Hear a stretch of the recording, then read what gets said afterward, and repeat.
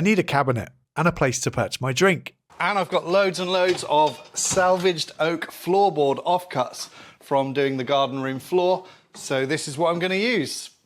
I pulled out the old pin nails, and some of these pieces have lots of old holes in them too, plus the tongues and grooves at the edges. So I'm going to mill up these boards to give me some nice clean material to work with.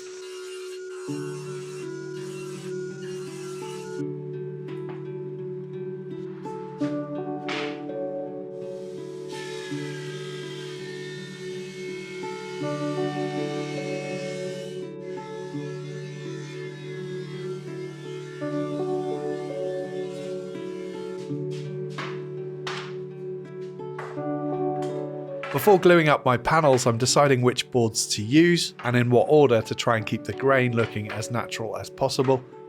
And once I figure that out, I can mark up a triangle so I know where each board needs to go back, while I true up the edges at the planer.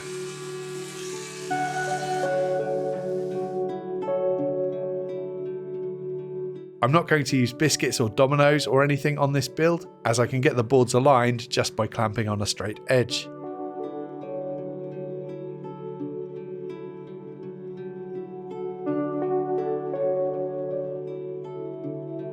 This here is going to be my bottom panel, as it has a couple of nasty looking knots, but for the top I pulled out all of the cleanest looking pieces.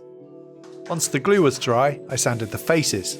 I know that many woodworkers like both the insides and outsides of every panel to look perfect. I know this because a few people criticised me when I didn't paint the inside of this door, for example, on a firewood storage cabinet that I made last year. But even if I wanted to make these panels look good on the inside, the grooves are quite deep, and if I planed them away, the panels would be too thin. But anyway, I'm not fussy about this stuff. In fact, I quite like seeing the history and character in materials. Historically, high-end furniture by the likes of Chippendale and other makers were often leaving rough, unfinished, unveneered, or even using lower grade timber on those areas that don't show. But I think that's a good thing. Why create waste for something that won't be on display? With all my panels cut down to their final size, I'm fitting my flat tooth grooving blade ready to cut some rebates. Not something I've done much in the past, but these are going to add a bit more strength to the corners of the carcass because they create additional gluing area.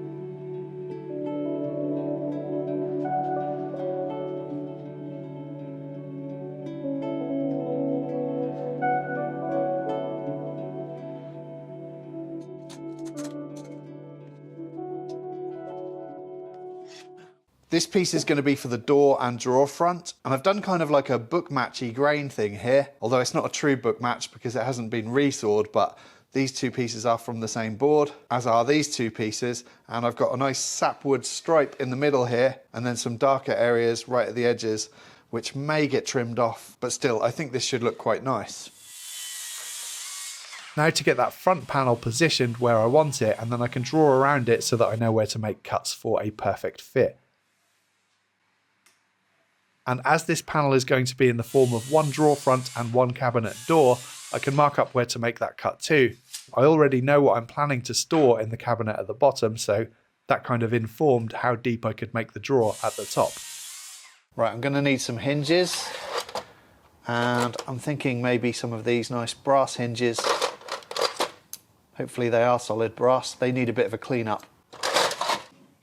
I used some wire wool here, but it wasn't cutting through this old paint, so I switched to some 240 grit wet and dry, and then back to the wire wool to polish them up, and I'm happy to say they were solid brass and they looked lovely.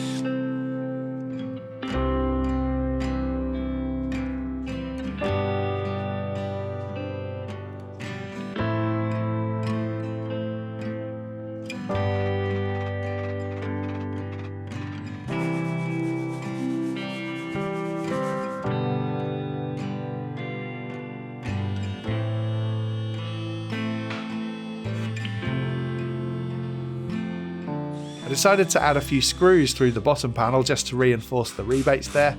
Probably not necessary, but I did it anyway.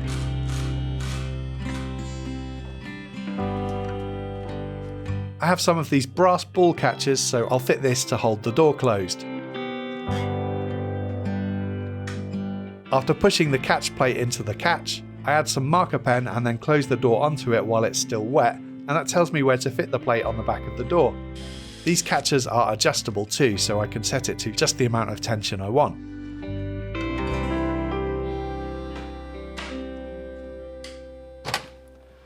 I'm hungry.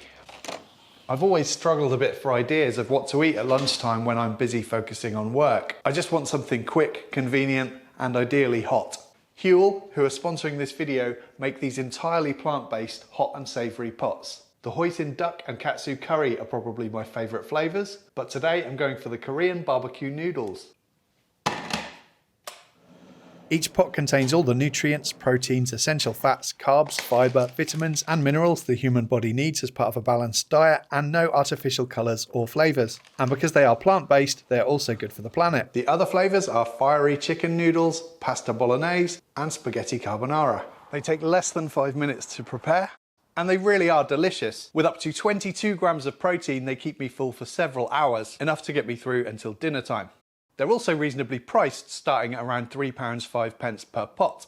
Please check out the link and promo code in the description box if you're interested in trying them. And thanks to Huel for sponsoring this video. Now, back to work. I had just about enough oak left over to build my drawers, and usually I use ball bearing drawer runners, but this time I want to do a more traditional drawer. It'll also mean an extra inch or 25mm of width inside the drawer. The drawer will also go together with rebates. And while the grooving blade is fitted, I'm also going to use it to cut a slot down the length of 3 of the drawer panels to accommodate a drawer bottom. And with the table saw fence still set, I swap out the blade, ready to cut the 4th drawer panel, the back of the drawer, which will allow the space to slide the drawer bottom in.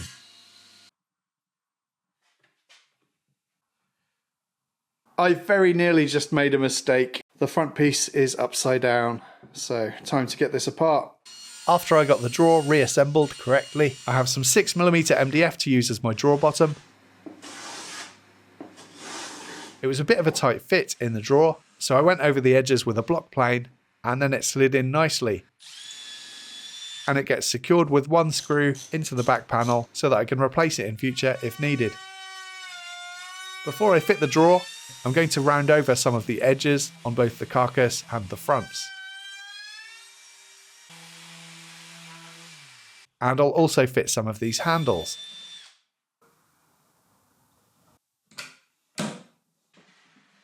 The drawer seemed to be the perfect size.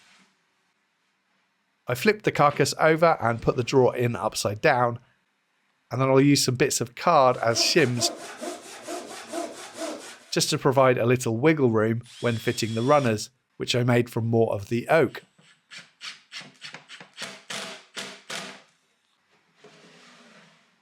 Then the shims are useful again for fitting the drawer front.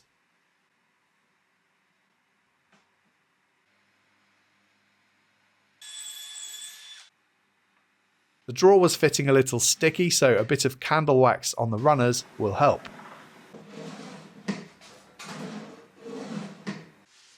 I'm going to add a back panel to the carcass to help with rigidity, but I'll leave a gap between it and the drawer, because I'm going to need to run some cables inside the cabinet later, and rather than drill out some holes for those, this just seemed like a neater solution.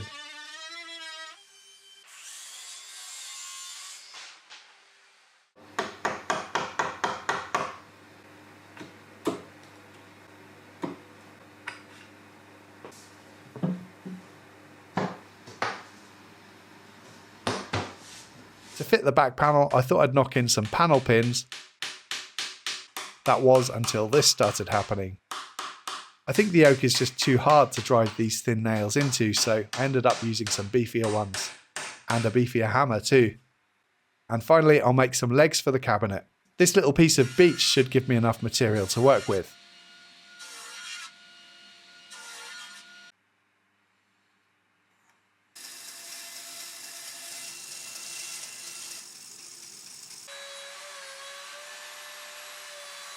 and I used some India ink to dye these jet black. I mixed up some epoxy to glue them in place, as I think I read somewhere that epoxy works better than wood glue when doing an end grain to side grain join.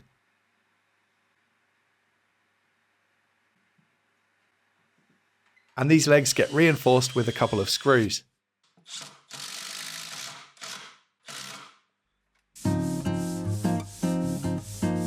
After a final sanding by hand, I applied some hard wax oil.